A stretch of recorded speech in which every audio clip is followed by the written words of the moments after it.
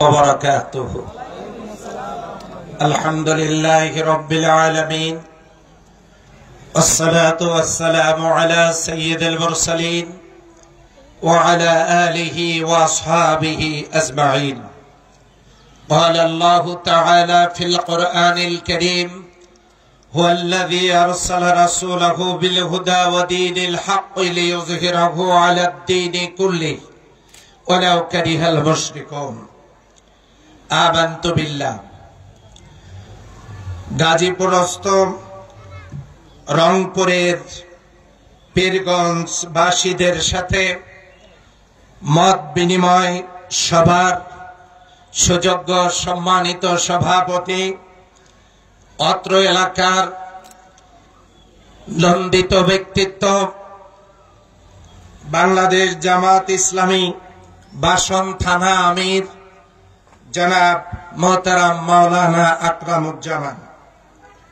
আকরামুল ইসলাম, আজকের এই সম্মেলনের সংগ্রামী প্রধান আলোচক, নন্দিত মায়ের গর্বিত সন্তান, গাজীপুর ২ আসনের মাননীয় সংসদ সদস্য প্রার্থী, জনপ্রিয় জননন্দিত নেতা জনাব মোহাম্মদ আলী সাহেব হাফিজাহুল্লাহ, মোহাম্মদ হোসেন আলী সাহেব হাফিজাহুল্লাহ, আজকের এই প্রোগ্রামের গাজীপুরের বিভিন্ন পর্যায়ের সম্মানিত নেতৃবৃন্দ, পীরগঞ্জ থেকে আগত বাংলাদেশ জামাত ইসলামীর সংগ্রামী আমির জননেতা জনাব অধ্যাপক মাওলানা মিজানুর রহমান, সম্মানিত উপজেলা সেক্রেটারি, ওলামা বিভাগের সভাপতি, সাবেক আমির,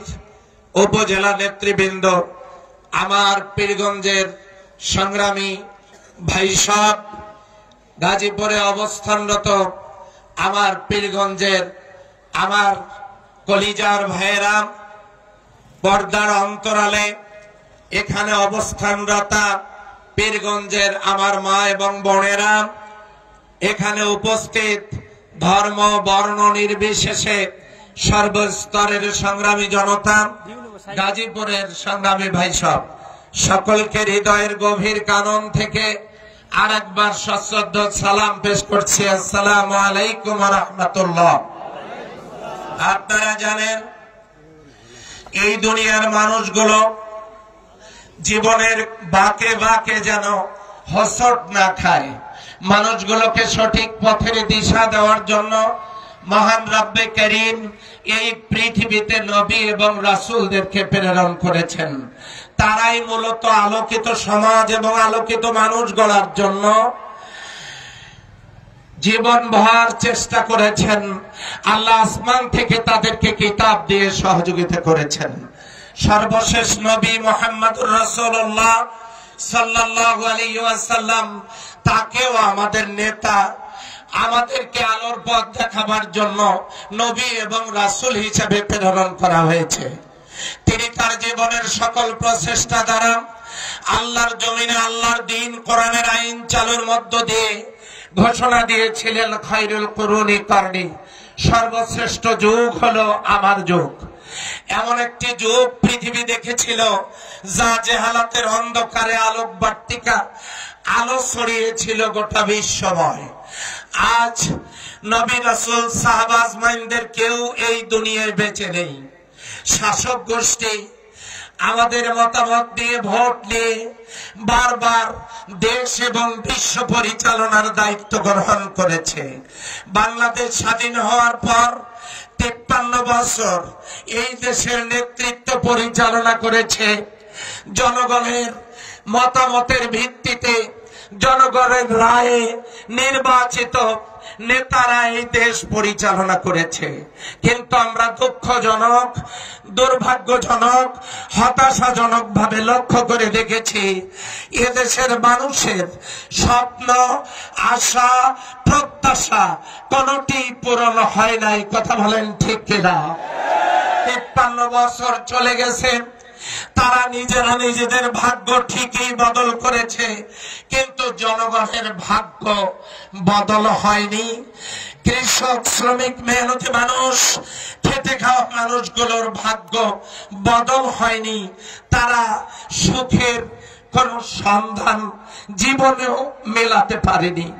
আজকে আপনজনদেরকে, প্রিয়জনদেরকে ছেড়ে, প্রিয়তমা স্ত্রীকে ছেড়ে, দুগ্ধপোষ্য শিশুকে ছেড়ে শ্রমিকেরা একটুখানি রুজি রিজেকের সন্ধানে বিভিন্ন জায়গায়, বিভিন্ন শিল্প কলকারখানায় তারা কাজ করে দিনাতিপাত করছেন। যাদের সুখ তো দূরের কথা, তাদের দুঃখের কোনো সীমা নেই, পরিসীমা নেই।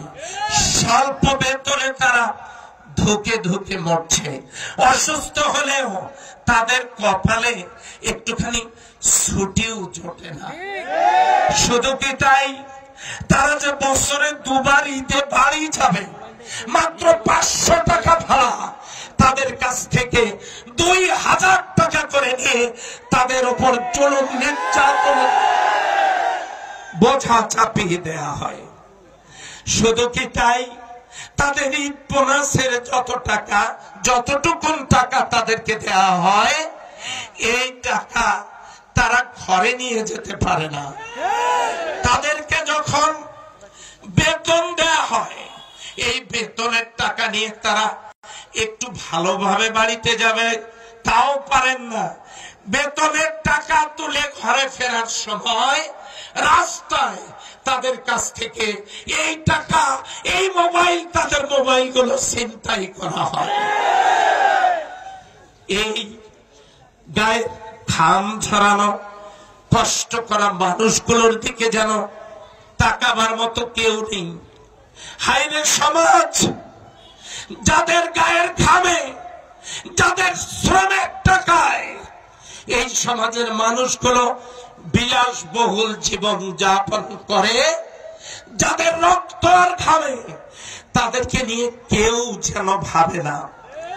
আমি গাজীপুরে এসে শুনলাম মাত্র অল্প কয়েকদিন আগে অসুস্থতার কারণে এক বোন ছুটি চেয়েছিলেন, কিন্তু ছুটি পাননি। মনের দুঃখে তিনি অনেক উপর বহুতল ভবন থেকে লাফ দিয়ে আত্মহত্যা করেছেন। আর এই আত্মহত্যার কারণে তার স্বামীকে নির্যাতনের অপবাদ দিয়ে তার উপরও নির্যাতন চালানো হয়েছে। এভাবে করে চলতে পারে না। তাহলে তো এই শ্রমিকরা যদি প্রতিটি পদে পদে বঞ্চিত হয়, তাহলে আমাদের সমাজের উন্নয়নের চাকা তো থেমে যাবে, এটা তো চলবে না। এই জন্য গত কিছুদিন আগে আমাদের পীরগঞ্জেরই একজন নেতা এখানে এসে বক্তব্য দিয়েছেন।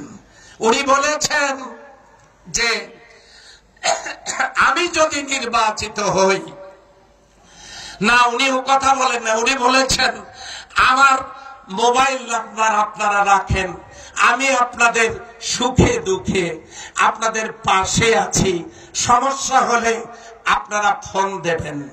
আপনি যে এই বক্তব্যটা দিয়েছেন ভাই, আমি আপনাদের কাছে জিজ্ঞাসা করি, তারাও তো 4 বার ক্ষমতায় ছিলেন, তারা কি পারতেন না ওই অঞ্চলে একটা গার্মেন্টস করতে, একটা ইপিজিট করতে, কারখানা করতে, যেখানে আমার এলাকার শ্রমজীবী মানুষেরা এই মশার কামড়ে ডেঙ্গুতে ভুগে জীবন দেওয়ার পরিবর্তে তারা সেখানে স্বল্প বেতনে চাকরি করে তারা তাদের পরিবার পরিজন নিয়ে শান্তিতে একটুখানি ডাল ভাত খেতে পারতেন।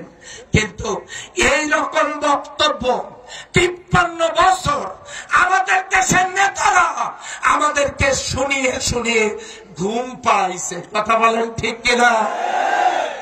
ঘুম পাড়াইছে। ঘুমের কথা কেন বললাম? আমাদেরকে স্বপ্ন দেখাইছে। স্বপ্নের কথা কেন বললাম?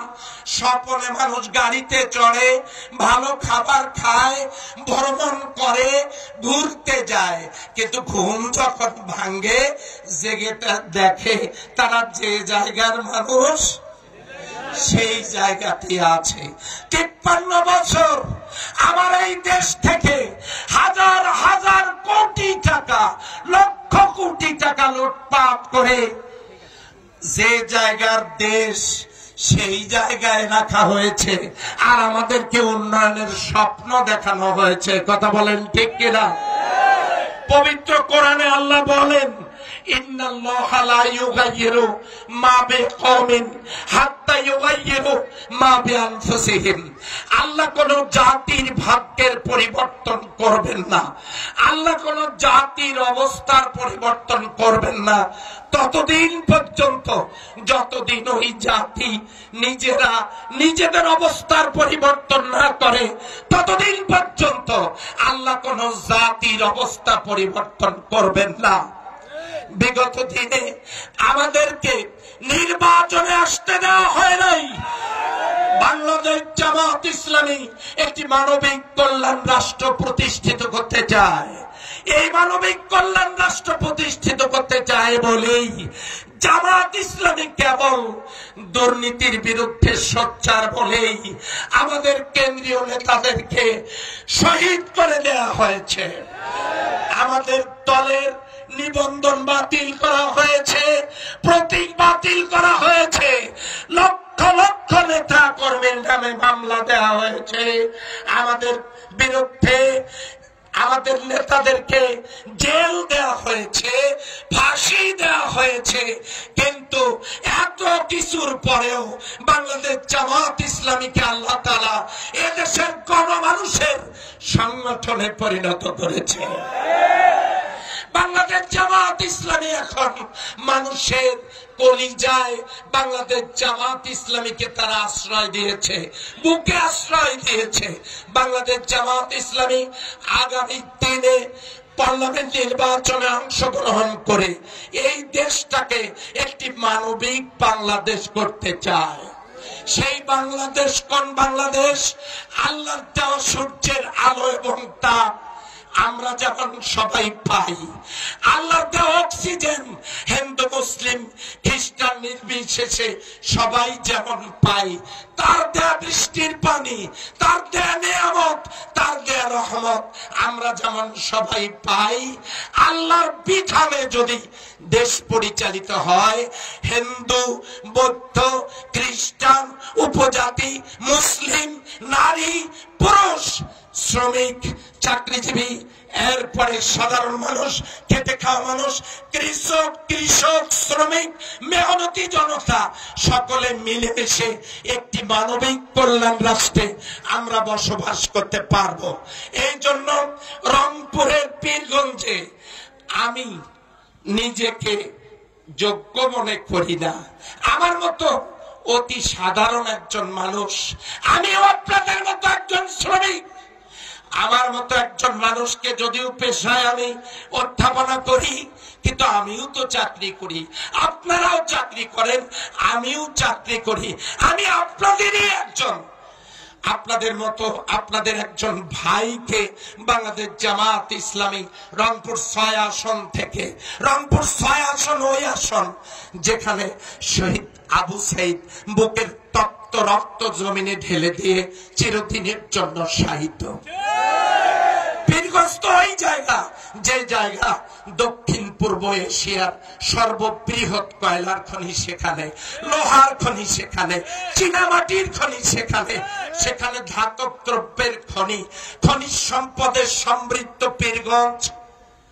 আমাদের এই সুন্দর পীরগঞ্জ আগামী দিনে কি আপনারা কোন দুর্নীতিবাজের হাতে আবারও তুলে দিতে চান?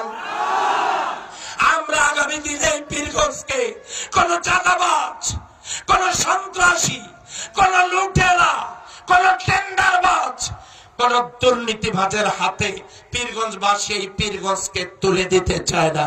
এই জন্য আপনাদের দায়িত্ব কর্তব্য অনেক। এই দায়িত্ব কর্তব্য আপনাদেরকে বুঝতে হবে। এই ভোট কি? এই ভোট যেন তেন কোনো বিষয় না। আপনার মতামতের কারণে যদি একজন খারাপ লোক গিয়ে চেয়ারে বসে তাহলে কি হবে, আর ভালো লোক গিয়ে বসে তাহলে কি হবে? সূরা নিসার 85 নম্বর আয়াতে আল্লাহ বলছেন, ইন্নাল্লাহা লা ইউগাইয়িরু মা বিকওমিন। আল্লাহ রাব্বুল আলামিন বলেছেন, তোমরা, আল্লাহ বলছেন যে তোমরা মাইয়াশফা শাফাআতান হাসানাতান ইয়াকুল লাহু নাসিবুম মিনহা ওয়া মাইয়াশফা শাফাআতান সাইয়্যা ইয়াকুল লাহু কিফলুম মিনহা। কেউ যদি ভালো কাজে সুপারিশ করে, মতামত দেয়, তাহলে ওই সুপারিশ আর ওই মতামতে যে ভালো কাজ হবে, যত ভালো কাজ হবে, এই ভালো কাজের অংশ সুপারিশদাতার আমলনামায় আল্লাহ দান করবেন। আর যদি খারাপ কোন কাজে কেউ মতামত দেয়, সুপারিশ করে, এই খারাপ কাজের অংশ ওই সুপারিশকারী মতামত দাতার আমলনামায় চলে যাবে। এই জন্য একটি ভালো সমাজ করবার জন্য, কাঙ্ক্ষিত বাংলাদেশ করার জন্য, মানবিক বাংলাদেশ গড়ার জন্য বাংলাদেশ জামাত ইসলামের নেতৃত্বে একটি কল্যাণ রাষ্ট্র প্রতিষ্ঠা করার জন্য, যে দেশে মেধাবীদের, বেকারদের কর্মসংস্থান হবে, যে দেশে অসহায় মানুষ আর কাঁদবে না, দুঃখী মানুষের চোখে পানি থাকবে না, যে দেশ পাবে একটি সুন্দর কাঙ্ক্ষিত বাংলাদেশ, এই স্বপ্নের বাংলাদেশ বাংলাদেশ জামাত ইসলামী নির্মাণ করতে চায়। সেই জন্য আগামী নির্বাচনে বাংলাদেশ জামাত ইসলামীকে দাঁড়িপাল্লা প্রতীকে ভোট দিয়ে বিজয় করতে কারা কারা রাজি আছেন? দুহাত তুলে দেখা যায়।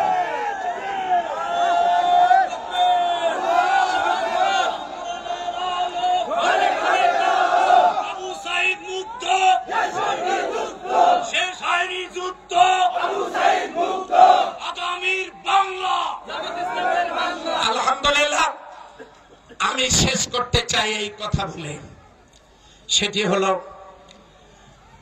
আপনারা নিজ নিজ এলাকায় আপনাদের আত্মীয় স্বজন, পাড়া প্রতিবেশী, বন্ধু বান্ধব সকলকে একটা কথা বলবেন। আমরা 53 বছর সবাইকে দেখেছি, এবারে যখন সুযোগ আসছে আমরা একটা বার ইসলামী দল বাংলাদেশ জামাত ইসলামীকে দাঁড়িপাল্লা প্রতীকে ভোট দেব। এই চূড়ান্ত সিদ্ধান্ত কি আপনাদের আছে? এই সিদ্ধান্ত আপনাদেরকে নিয়ে সকলের মাঝে দাওয়াতি কাজ করতে হবে। আপনারা দাওয়াত দিবেন। এই দেশ আপনাদের, এই দেশ আমার, আপনি, আমি, আমরা, আপনারা মিলে বাংলাদেশ, এই বাংলাদেশকে সাজানোর দায়িত্ব আমাদের। কথা বলেন। সেই জন্য এই পীরগঞ্জকে সাজানোর দায়িত্ব আপনার আমার সকলের। আসুন, যারা অনেক দূর দূরান্ত থেকে আমার মতো একজন অতি সাধারণ মানুষকে আপনারা এখানে একটু আলোচনা করবার সুযোগ করে দিয়ে সকলে মিলে এখানে এসেছেন, আমি মনে করি আপনারা যদি আপনাদের এই ঐকান্তিকতা, ঐকান্তিক প্রচেষ্টা অব্যাহত রাখেন, তাহলে ইনশাআল্লাহ আমরা যে মননে বুননে যে স্বপ্ন প্রত্যাশাকে লালন করছি, এই স্বপ্ন প্রত্যাশা আল্লাহ তাআলা পূরণ করবেন। আল্লাহ তাআলা